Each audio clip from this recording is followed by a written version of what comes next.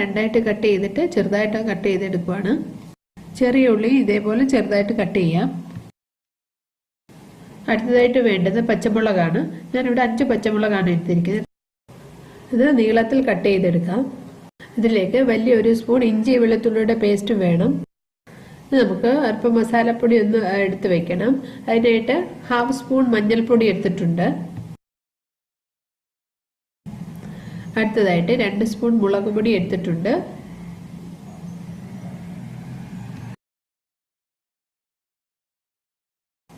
രണ്ട് സ്പൂൺ മല്ലിപ്പൊടി.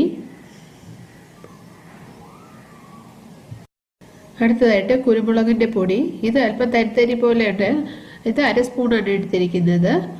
നല്ല പൊടിയായാലും കുഴപ്പമില്ല. അടുത്തതായിട്ട് വേണ്ടത് ഗരം മസാലയുടെ പൊടിയാണ്. ഇത് 1 സ്പൂൺ ഗരം മസാല പൊടിയാണ് എടുത്തിരിക്കുന്നത്.